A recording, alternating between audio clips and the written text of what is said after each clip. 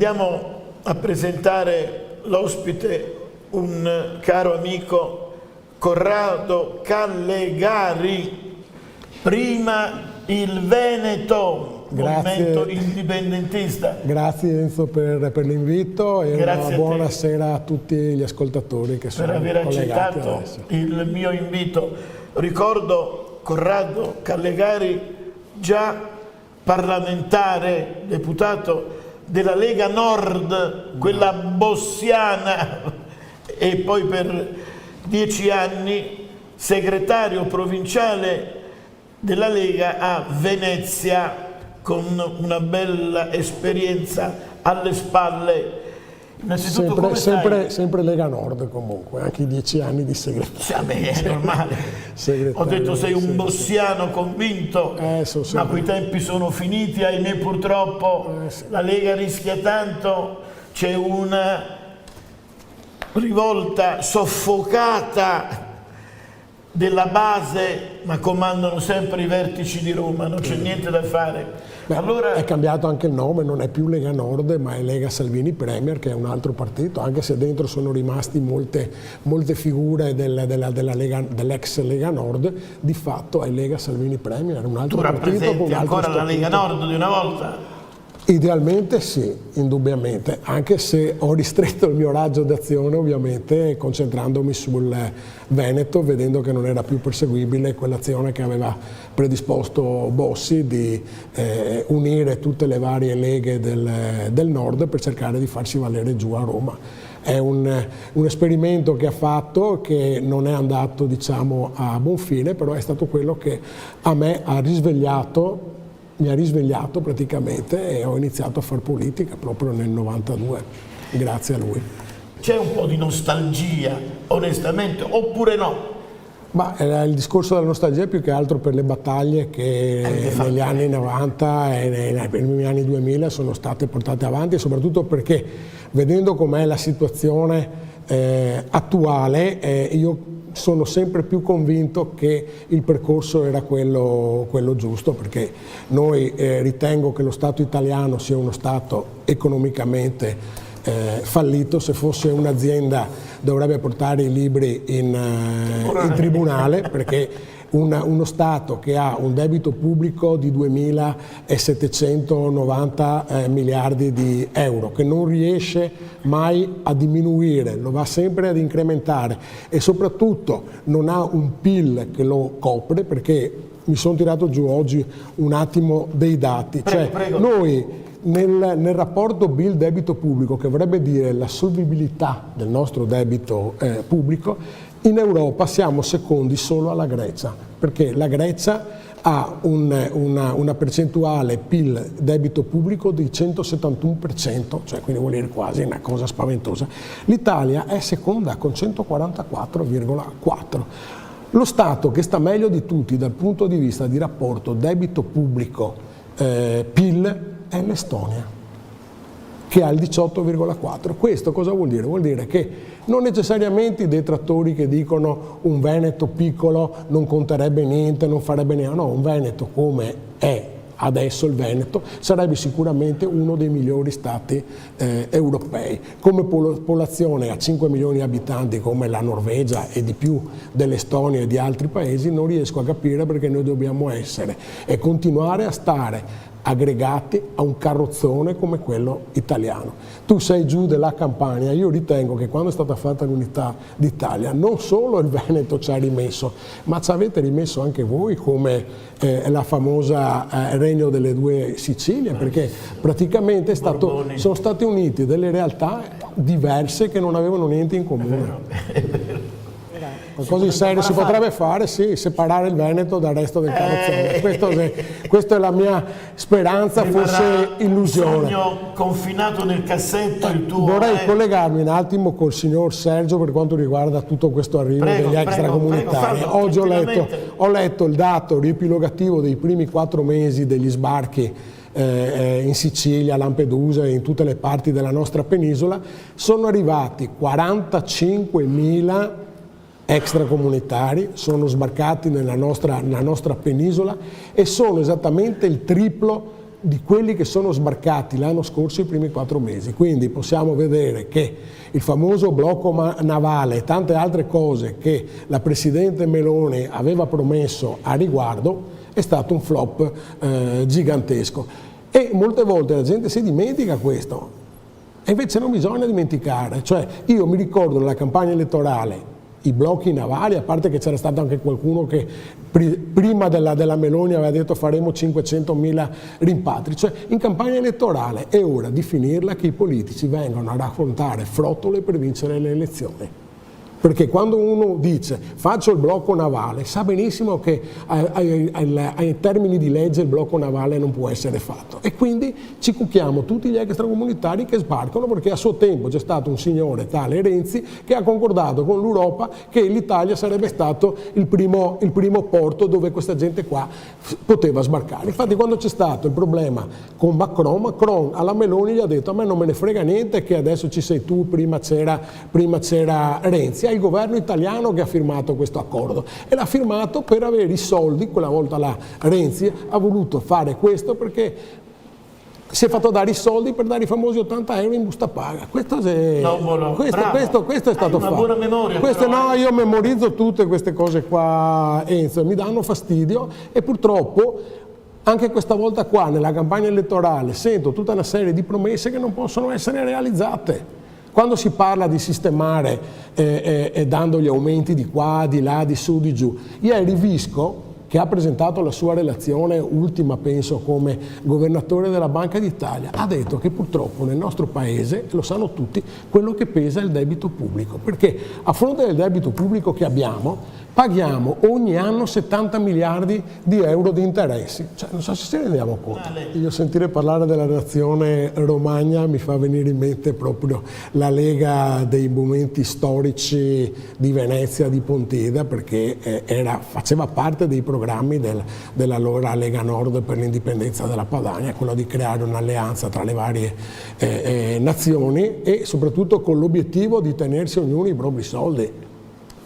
Tornando al debito pubblico, perdonami che volevo agganciarmi prima con un discorso importante, perché tra ieri e oggi tutti stanno parlando in media del successo che hanno avuto i BTP Valore, non so se hai sentito l'emissione che ha fatto lo Stato di titoli di Stato. C'è fiducia nello Stato? Sì, c'è fiducia nello Stato, ma ti spiego perché la gente ha sottoscritto, e ha fatto bene per me a sottoscrivere, perché il tasso che viene dato su questi BTP Valore sono per i primi 2 anni, la sottoscrizione vale 4 anni, per i primi 2 anni viene dato il 3,25% di interesse. Cioè, non so se si parla di tassi netti, Tassi netti.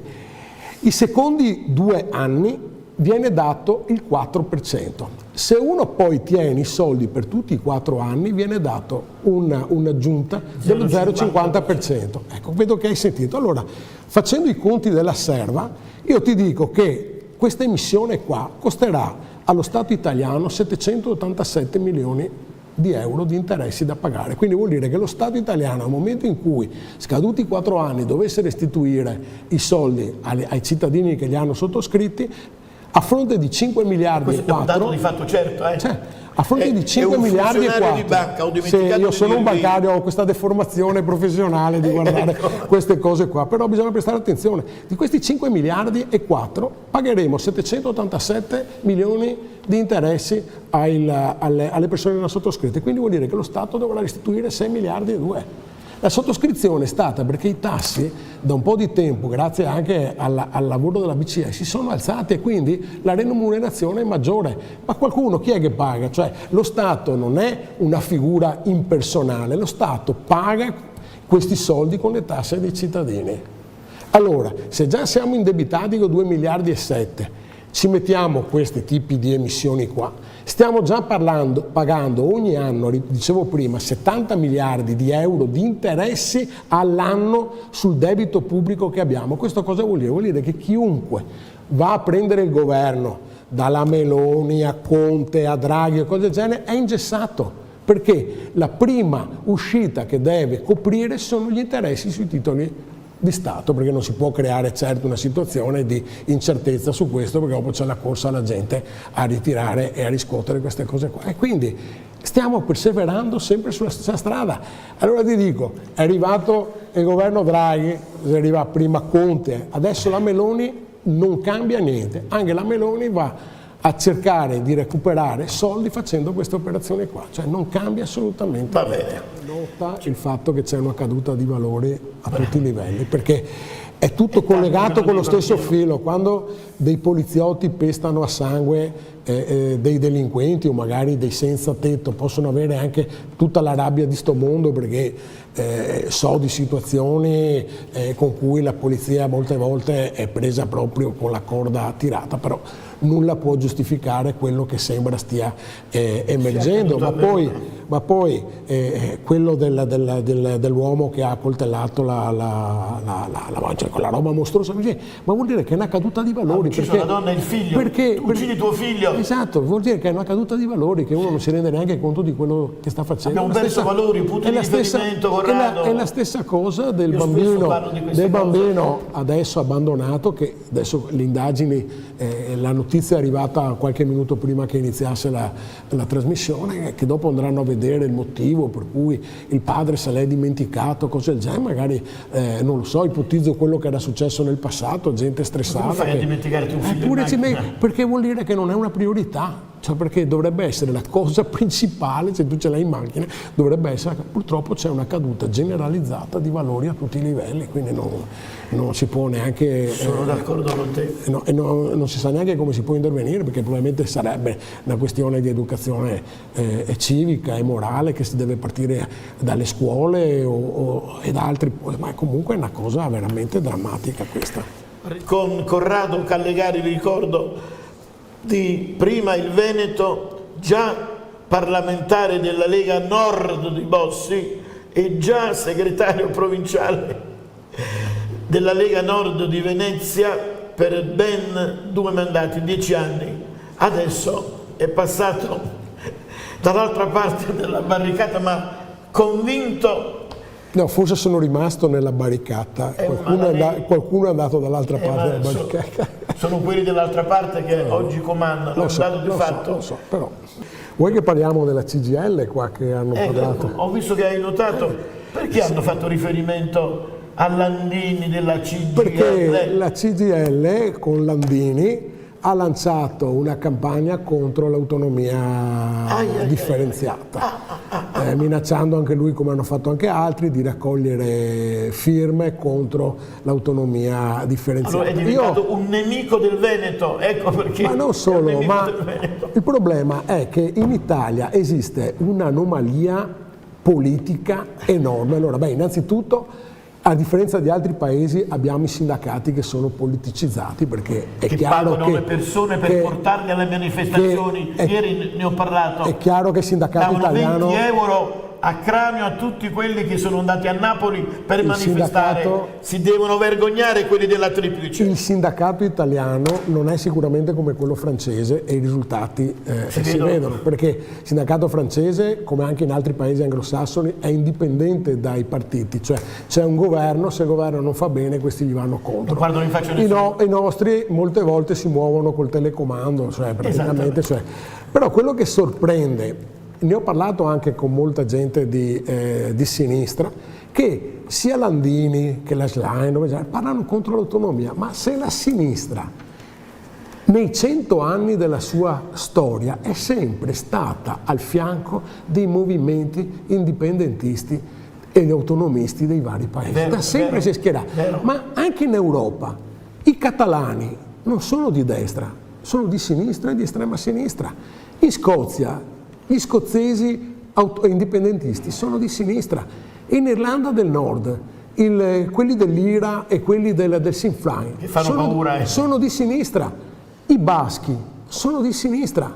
È solo in Italia che abbiamo la sinistra che è contro l'indipendenza e l'autonomia dei popoli. È una cosa inspiegabile, e spiegabile anche per il fatto che quella volta chi ha accolto l'appello di Bossi sia stato Berlusconi, ma Berlusconi tutti sapevamo che è un commerciale, quindi ha visto l'affare, faccio l'accordo con la Lega e prometto io alla Lega l'autonomia. Ma allora Umberto Bossi lo ha fatto soffrire, te lo ricordi quando era in canotta in Sardegna? Sì, ha fatto cadere anche un governo. Sì, ha fatto cadere un governo, voglio ricordare a tutti, perché Berlusconi quella volta là voleva toccare le pensioni. Siccome Bossi era contro il fatto di toccare le pensioni, gli ha detto guarda che io faccio cadere il governo. È stato detto no, e lui ha fatto cadere il governo.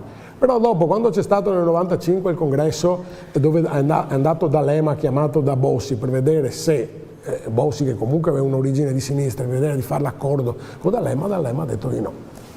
Ha detto di no. Ed è, ripeto, inspiegabile, perché in tutto il mondo, in Europa in particolare, cioè la sinistra si è a fianco di movimenti indipendentisti. Solo qua, addirittura un sindacalista come Landini, che quando si mette a parlare contro l'autonomia differenziata fa politica, perché questo non è sindacato, lui deve difendere i lavoratori e tirare fuori le palle di fronte alle azioni governative. Cosa c'entra l'autonomia con il lavoratore che deve difendere Landini? Non c'entra niente, è una cosa scandalosa. Allora, Grazie. I buoni fruttiferi postali sono stati una trista pagina per me dell'erogazione del credito da parte delle poste italiane per tutta una serie di motivi.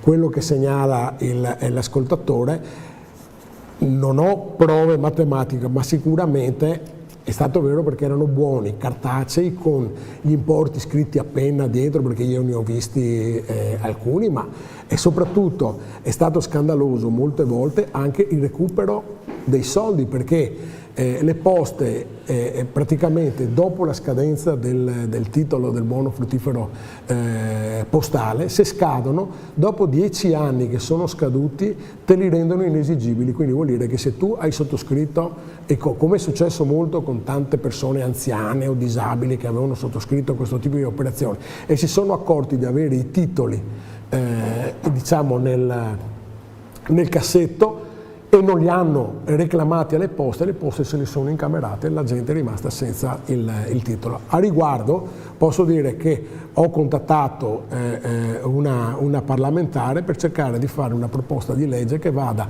a modificare questo termine scandaloso con il quale, una volta che i buoni sono scaduti, tu non sei in grado di recuperare il titolo. Cioè io non capisco neanche gli interessi, ma il valore nominale del titolo, tu hai sottoscritto 5 milioni, 10 milioni, te li devono restituire.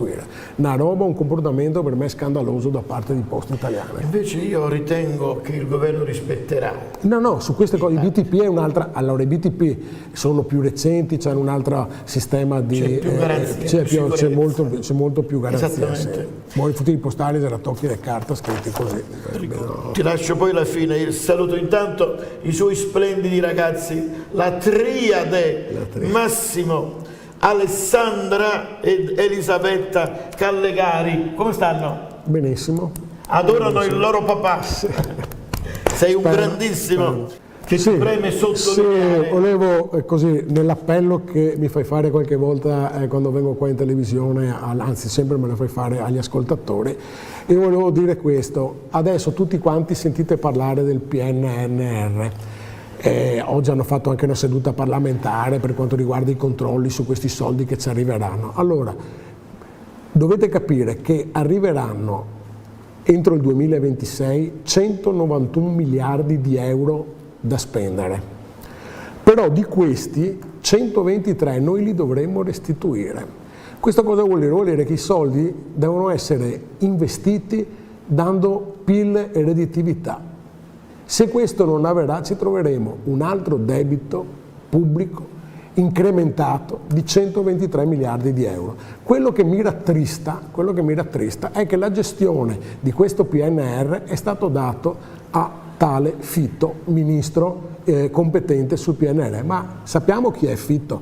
Fitto è stato presidente della regione Puglia dal 2000 al 2005. Sappiamo che la Puglia è il penultimo paese per regione per residuo fiscale negativo.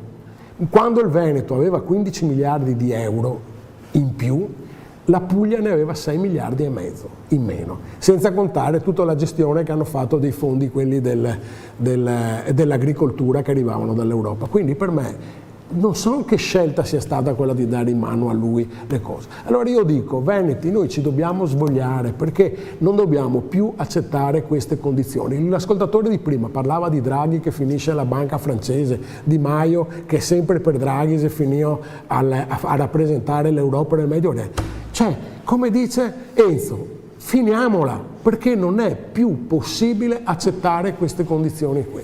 E con questo vi saluto tutti, buon viva San Marco.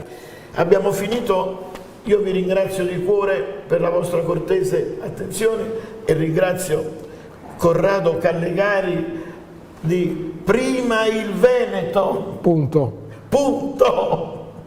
Movimento indipendentista veneto. Sì. Grazie per aver Grazie a te Enzo, partecipato. grazie a tutti gli ascoltatori.